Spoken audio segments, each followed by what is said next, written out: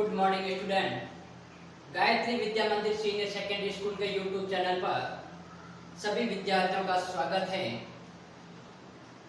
12th class mathematics के अपने topics matrix को कंटिन्यू करते हुए आज अपन property of multiplication of matrix के बारे में बात करेंगे।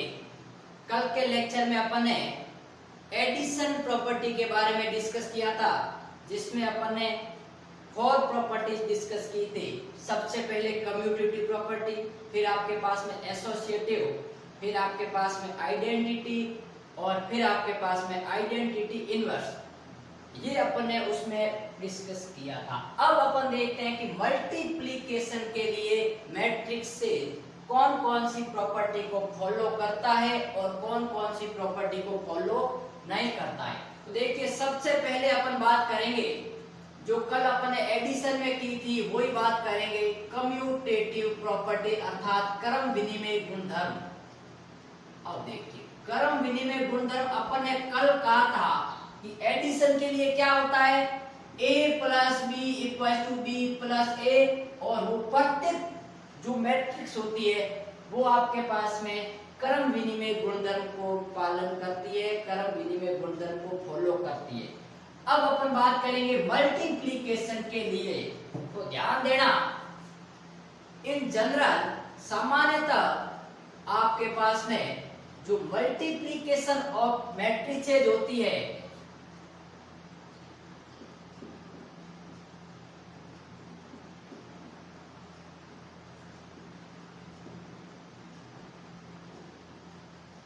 Are not commutative. मेरे कहने का मतलब होता है कि सामान्यतः दो मैट्रिक्स का यदि अपन गुणा करवाते हैं तो वो कम्यूटेटिव अर्थात क्रम विनिमय गुणधर्म का नियम का पालन नहीं करती है। कैसे? इसके कहने का मतलब यह है कि आपके पास में देखिए दैट इज कि जो AB होगा वो नॉट इक्वल टू आएगा BA, क्योंकि यदि क्रम विनिमय नियम का पालन करती है तो AB का मान BA के इक्वल आएगा, वरना नहीं। अब देखिए, मैंने लिखा है इन जनरल, अर्थात अधिकांश जो आपके पास में केस ऐसे होते हैं जिसमें ये पालना नहीं होती है, अर्थात दोनों का मान बराबर नहीं आता है। कोई आपके पास में एक्सेप्शन अपवाद हो सकता है जिसमें कि ये बराबर आ जाए, इसीलिए मैंने लिखा है इन जनरल। तो देखिए, बात करें, यदि मैं आपके पास में ए मैट्रिक्स को लेता हूं 1 1 0 और 0, और बी कोई मैट्रिक्स लेता हूं 1 0 0 और 0, देखिए ये भी 2x2 ऑर्डर की है, ये भी 2x2 ऑर्डर की। अपन को मल्टीप्लिकेशन के लिए क्या चाहिए होता था कि जो फर्स्ट मैट्रिक्स है उसमें नंबर ऑफ कॉलम और सेकंड मैट्रिक्स में नंबर ऑफ रो इक्वल होने चाहिए, तभी गुणा होगा, वरना गुणा पॉसिबल ही नहीं है। तो देखिए, दोनों में बराबर ही है, इसमें भी आपके पास में नंबर ऑफ कॉलम 2 है और इसमें नंबर ऑफ रो 2 है। तो अपन को AB भी निकाल सकते हैं और BA भी निकाल सकते हैं। तो देखिए क्या होगा, 1 0 1 0 और इसके साथ में मल्टीप्लाई होगा 1 0 0 और 0। तो क्या वैल्यू देगा, देखिए मैंने आपको बताया था गुणा कैसे होता है। पहले प्रथम पंक्ति का प्रथम स्तंभ के साथ में, तो देखिए 1 का 1 के साथ में 1, फिर 0 का 0 के साथ में 0, तो ये हो गया 1 + 0 = 1। फिर फर्स्ट रो का सेकंड कॉलम के साथ में, इसके साथ में, तो 1 का 0 के साथ में 0 और 0 का 0 के साथ में 0। फिर देखिए सेकंड रो अर्थात सेकंड पंक्ति का फर्स्ट कॉलम के साथ में 1 का 1 के साथ में 1 और 0 का 0 के साथ 0। फिर बात करेंगे सेकंड रो का सेकंड कॉलम के साथ में, तो 1 का 0 के साथ में 0, और ये आपके पास में 2x2 की मैट्रिक्स आई। अब मैं निकालता हूं BA, तो BA देखिए ये पहले होगा, तो इसमें स्तंभ की संख्या और इसमें पंक्तियों की संख्या बराबर है, तो गुणा तो पॉसिबल है। अब गुणा पॉसिबल है तो क्या ये बराबर आएगा या नहीं, तो 1 0 0 1, ठीक है, इधर आ गया 1 0 1 और 0। सबसे पहले मैं पहली पंक्ति का पहले स्तंभ के साथ में, तो देखिए 1 का 1 के साथ में 1, फिर 0 का 1 के साथ में 0, तो ये आ गया 1। फिर देखिए क्या करेंगे अपन, पहली पंक्ति का सेकंड कॉलम के साथ में, तो 1 का 0 के साथ 0 और 0 का 0 के साथ में ये हो गया 0। ठीक है, अब मैं बात करूंगा सेकंड पंक्ति की फर्स्ट कॉलम के साथ में, तो देखिए 0 का 1 के साथ में 0 और 0 का 1 के साथ में 0। अब बात करूंगा सेकंड पंक्ति का सेकंड कॉलम के साथ में, तो ये हो गया 0। ये भी आपके पास में 2 बाई 2 ऑर्डर की मैट्रिक्स है। लेकिन अपन कह सकते हैं कि जो ए बी आया है वो बी ए के इक्वल नहीं है, क्योंकि यहाँ 1 आया था तब इक्वल होता। तो अपन कह सकते हैं कि सामान्यतः दो अवयव क्रम विनिमय गुणधर्म का पालन नहीं करता है। अब देखिए मैं दो आपको केस बताता हूं। कैसे कि अपन दो मैट्रिक्स लेते हैं। मान लीजिए ए आपके पास में कोई मैट्रिक्स है जो कि a i j m cross n की है, और बी आपके पास में b i j n cross p की है। ठीक है, तो देखिए मैं ए बी निकालूं, तो देखिए इसमें पहले अवयव में स्तंभ n है, इसमें पंक्ति तो पॉसिबल है, ए बी अपन निकाल सकते हैं। ठीक है, और बी ए की बात करूं तो देखिए बी ए आपके पास में इसमें स्तंभ की संख्या कम, पहले ये आएगा p और इसमें पंक्ति m अलग अलग है, अर्थात अपन बी ए अर्थात ये तो गुणा पॉसिबल ही नहीं है, अर्थात इनका गुणा अपन कर भी नहीं सकते। तो क्रम विनिमय गुणधर्म की पालना तो होगी नहीं, क्योंकि गुणा भी पॉसिबल नहीं है, तो अपन नहीं कह सकते कि कम्यूटेटिव है। तो ये भी आपके पास में दोनों का गुणा ही पॉसिबल नहीं है। एक केस में और लेता हूं, देखिए यदि मैं a बराबर लेता हूं ए i j m by n, एक लेता हूं मैं b बराबर b I j m by n। ठीक है, दोनों का मैंने ऑर्डर तो सेम ले लिया। अब बात करूं मैं यदि मैट्रिक्स ए बी, तो वो क्या आएगा, कोई तीसरा मान लीजिए इसका गुणा करने पर सी आई जे आया। अब इसमें नंबर ऑफ कॉलम और इसमें नंबर ऑफ आपके पास में देखिए पंक्ति, ये आपके पास में देखिए अपन इसको थोड़ा सा चेंज कर लेते हैं, इसको मैं m क्रॉस n और इसको आपके पास में लिख लेता हूं n क्रॉस m, अर्थात n बाई m की। तो इसमें नंबर ऑफ कॉलम और इसमें नंबर ऑफ रो इक्वल है, तो ये जो मैट्रिक्स आएगी वो क्या होगी, m बाई m ऑर्डर की आएगी। और मैं बी ए निकालूंगा, तो वो मान लीजिए आपके पास में अंदर कोई बी आई जे आ रहा हो, और ये आपके पास में क्या होगी n बाई n की। तो देखिए इन दोनों का ऑर्डर ही सेम नहीं है, क्योंकि ये m बाई m की आई है और ये n बाई m की, तो अपन नहीं कह सकते इंप्लाइज दैट कि जो ए बी का मान होगा वो बी ए के बराबर नहीं होगा। तो अपन कह सकते हैं कि जो गुणा होता है दो मैट्रिक्स का, वो जनरली कम्यूटेटिव प्रॉपर्टी को फॉलो नहीं करता है। देखिए कभी कभी ऐसा होता है कि गुणा तो पॉसिबल होता है लेकिन दोनों की वैल्यू बराबर नहीं आती है। लेकिन एक केस मैंने आपको ऐसा बताया कि इनमें देखिए ए बी तो पॉसिबल है लेकिन बी ए तो पॉसिबल भी नहीं है आपके पास में। ये तो देखिए पॉसिबल है और ये नॉट पॉसिबल है। ठीक है, तो ये देखिए आपके पास में केस था जिसमें फर्स्ट प्रॉपर्टी को अपन ने डिस्कस किया था, कम्यूटेटिव प्रॉपर्टी। अब अपन बात करेंगे नेक्स्ट प्रॉपर्टी को लेके,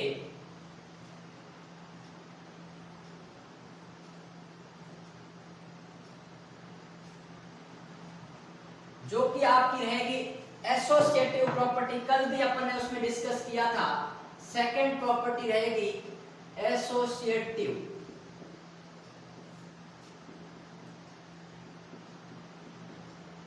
इसमें मैंने कल भी कहा था कि आपके पास में तीन मैट्रिक्स होनी चाहिए, ए बी एंड सी।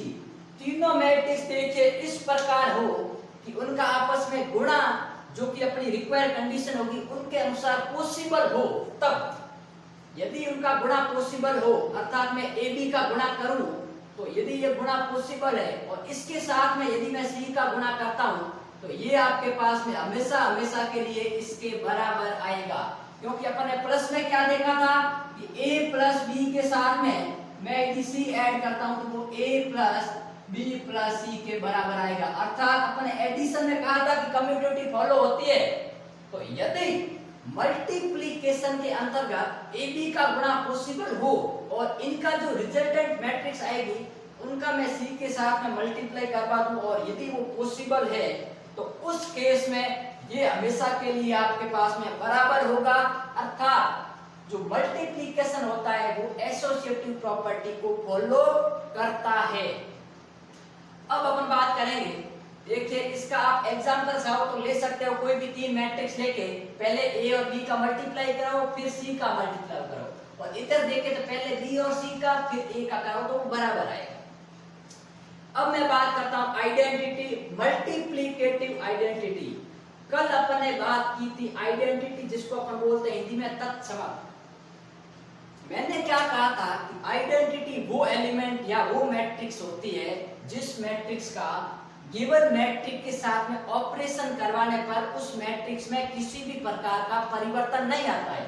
जैसे मैंने कल कहा था कि जो एडिशन होता है उसके साथ में मैं शून्य मैट्रिक्स यदि जोड़ता हूं तो इसमें कोई भी प्रकार का परिवर्तन नहीं आएगा। लेकिन यहाँ अपने पास में मल्टीप्लिकेशन है, यदि मैं a के साथ में 0 का मल्टीप्लिकेशन करूंगा तो 0 आएगा, अर्थात 0 तो इसके लिए आइडेंटिटी नहीं हो सकती।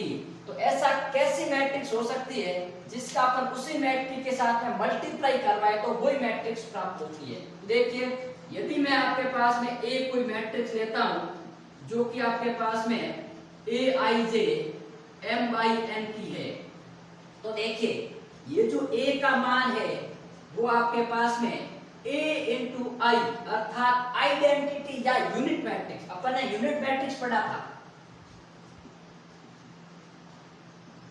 क्या होती थी यदि अपन 2/2 की बात करें तो 1 0 0 1, ठीक है, अर्थात उसके मुख्य विकर्ण के सभी एलिमेंट इकाई हो और बाकी के सब एलिमेंट क्या हो 0।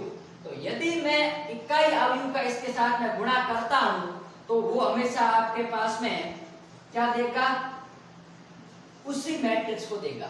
साओ तो आपके पास में कोई केस लेके अपन डिस्कस कर सकते हैं। देखिए ये एक यूनिट मैट्रिक्स है, इसके साथ में मैं कोई एक मैट्रिक्स ले लेता हूं 1 और 1, तो आपके पास में क्या वैल्यू आएगी, देखिए 1 का 2 के साथ में 2, 0 का 1 के साथ में 0, तो ये हो गया 2, फिर इसका इसके साथ में 1 का 1 के साथ में 1 और 0, फिर 0 का देखिए 2 के साथ में 0 और 1 का 1 के साथ में 1 और 0 का 0 के साथ में मल्टीप्लाई 0 और 1 का 1 के साथ में 1, तो देखिए वापस वही मैट्रिक्स आई कि नहीं आई। तो अपन कह सकते हैं कि मैंने जब यूनिट मैट्रिक्स का किसी भी मैट्रिक्स के साथ में मल्टीप्लाई करूंगा तो वापस वही मैट्रिक्स आएगी, अर्थात ये तो मैंने लिख लिया। लेकिन यहाँ पर जो a है वो m/n की है और अपन जानते हैं कि जो यूनिट मैट्रिक्स होती है वो हमेशा स्क्वायर मैट्रिक्स होती है, अर्थात ये ऑलवेज क्या होती है, स्क्वायर मैट्रिक्स होती है। तो इसका मतलब है कि ये तो स्क्वायर मैट्रिक्स नहीं है। अब देखिए यदि आपके पास में कोई एक मैट्रिक्स है और एक ए मैट्रिक्स है, इन दोनों का गुणा कब पॉसिबल होगा, जब इसमें स्तंभ की संख्या और इसमें पंक्तियों की संख्या बराबर हो। इसमें पंक्तियों की संख्या m है तो इसमें भी स्तंभ की संख्या कितनी होनी चाहिए, m होनी चाहिए। लेकिन ये एक वर्ग मैट्रिक्स है तो पंक्तियों की संख्या और स्तंभों की संख्या बराबर होगी, अर्थात मैं कहता हूं कि ये एक आपके पास में जो मैट्रिक्स होगी वो आपके पास में यूनिट मैट्रिक्स m ऑर्डर की होनी चाहिए, तभी गुणा पॉसिबल होगा। क्योंकि देखिए ये आपके पास में ये होगा, ये m/m की होगी, क्योंकि एक आपको पता है कि यूनिट मैट्रिक्स हमेशा स्क्वायर मैट्रिक्स होती है, और ये होगी आपके पास में कुछ भी समथिंग m/n की। तो इसमें जो नंबर ऑफ कॉलम है वो नंबर ऑफ रो के बराबर होंगे, तो ये आपके पास में m ऑर्डर की होनी चाहिए। यदि मैं पहले इसको लेता हूं जो कि m/n की है, अर्थात पहले मैं a को लेता हूं और बाद में मैं यूनिट मैट्रिक्स लेता हूं, तो ये कितने की होनी चाहिए, n/n की होनी चाहिए, क्योंकि इसमें नंबर ऑफ कॉलम n है तो इसमें नंबर ऑफ रो कितने होंगे n, और यदि n पंक्तियां हैं स्तंभ भी n होंगे, क्योंकि यूनिट मैट्रिक्स हमेशा क्या होती है, स्क्वायर मैट्रिक्स होती है। तो ये हमेशा क्या होंगे, n ऑर्डर की होगी। तो ये कह सकते हैं कि ये आपके पास में जो यदि प्रॉपर्टी फॉलो होती है तो इसके लिए जो यूनिट मैट्रिक्स होती है वो हमेशा आइडेंटिटी का काम करती है। किसके लिए? मल्टीप्लिकेशन के लिए, गुणे के लिए यूनिट मैट्रिक्स हमेशा आइडेंटिटी मैट्रिक्स का काम करती है। लेकिन एक मैं केस आपको बता देता हूं, इफ यदि आपके पास में ए हो, यदि वो यूनिट मैट्रिक्स हो, इफ आपके पास में जो ए है वो a b unit matrix, then अपन ये कह सकते हैं कि जो ए आई होगा वो आपके पास में ए बराबर आई होगा। क्योंकि अपन को भी पता है कि यदि ए यूनिट मैट्रिक्स मान लीजिए 2/2 की है, तो आई भी आपके पास में यूनिट मैट्रिक्स कितने की होगी? 2/2 की होगी। तो उसमें अपन को लिखने की जरूरत नहीं, क्योंकि ये भी 2/2 की होगी, ये भी 2/2 की होगी और ये भी 2/2 की, क्योंकि ये देखा आपने ये भी 2/2 की है, ये भी 2/2 की। तो अपन को कोई भी दिक्कत नहीं है। लेकिन उस केस में दिक्कत होगी जब ये स्क्वायर मैट्रिक्स नहीं होगी। तो उस केस में यदि ये m/n की है तो ये m ऑर्डर का होना चाहिए और ये n ऑर्डर की होनी चाहिए। इन दोनों का ऑर्डर हमेशा इक्वल नहीं होगा। कब? जब ये यूनिट मैट्रिक्स ये स्क्वायर मैट्रिक्स नहीं है, तब इस तरफ जो अपन आइडेंटिटी मैट्रिक्स ले रहे हैं और इस तरफ ले रहे हैं, अर्थात मैं प्री मल्टीप्लाई और पोस्ट मल्टीप्लाई करता हूं, तो इन दोनों का ऑर्डर इक्वल नहीं होगा। तो इसमें तो वो ऑर्डर होगा जो इसमें पंक्तियों की संख्या है और इसमें जो स्तंभ की संख्या है वो होगा। तो ये था आपके पास में आइडेंटिटी मैट्रिक्स। अर्थात अपन कह सकते हैं कि unit matrix is a identity matrix for multiplication.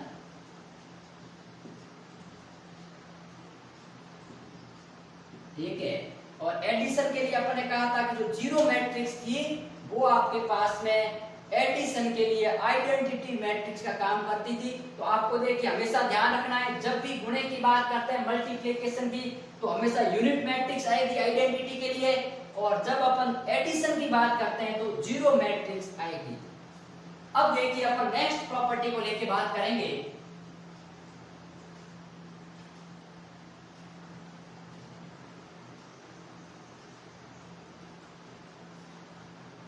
एक बात हमेशा याद रखना, किसी भी मैट्रिक्स में मैं जीरो मैट्रिक्स ऐड करता हूं तो उसमें किसी भी प्रकार का परिवर्तन नहीं आएगा। और यदि अपन गुणे की बात करते हैं, अर्थात किसी भी मैट्रिक्स के साथ में मैं यूनिट मैट्रिक्स का यदि मल्टीप्लाई करता हूं तो उस मैट्रिक्स में किसी भी प्रकार का परिवर्तन नहीं आएगा। अब देखिए नेक्स्ट प्रॉपर्टी अपन पढ़ते हैं, प्रॉपर्टी नंबर आपके पास में 4। वो अपन पढ़ते हैं डिस्ट्रीब्यूटिविटी, अर्थात जिसको अपन कहते हैं बंटनता नियम। ठीक है, हिंदी में चाहो तो आप लिख सकते हो बंटनता या बंटन का नियम। ठीक है, ये प्रॉपर्टी अपन को पढ़नी है।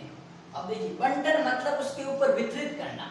यदि आपके पास देखिए ए बी एंड सी तीन कोई मैट्रिक्स इस प्रकार हो कि उनका जो रिक्वायरेबल अर्थात जिस तरह अपन को रिक्वायरमेंट होती है उसी प्रकार इनका गुणा या एडिशन पॉसिबल हो, तो अपन कह सकते हैं कि जो a इंटू बी प्लस सी होगा वो हमेशा ए बी और ए सी के बराबर होगा।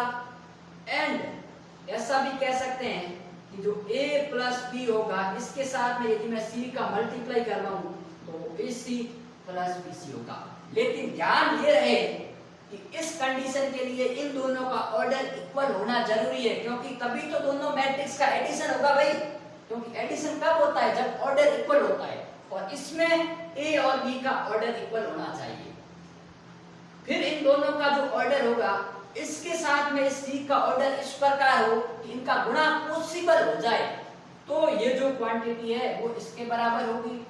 और इसमें इन दोनों का ऑर्डर इक्वल हो और ए का ऑर्डर इस प्रकार हो कि इन दोनों का गुणा पॉसिबल हो जाए, तो उस केस में ये इसके बराबर होता है। तो इसको कहते हैं जोड़ पर गुणे का बंटनता का नियम। अर्थात आपके पास में जो डिस्ट्रीब्यूटिव और मल्टीप्लिकेशन और एडिशन कि जोड़ पर आपके पास में किसका हो रहा है? गुणे का बंटन हो रहा है। तो चाहो तो अपन एक एग्जांपल लेके बात करें। देखिए यहाँ पर मान लीजिए ए कोई मैट्रिक्स है 2 0 0 1, बी कोई मैट्रिक्स है 0 1 1 0 या फिर आपके पास ऐसा हो तो यहाँ 1 लिख सकते हो, कोई जरूरी नहीं, किसी भी प्रकार की मैट्रिक्स लिख सकते हैं, 0 1 2 और 1। ठीक है, मैं क्या करता हूँ, मेरे पास में सबके ऑर्डर मैंने इक्वल ले लिए ताकि सबका गुणा और जोड़ पॉसिबल हो जाए।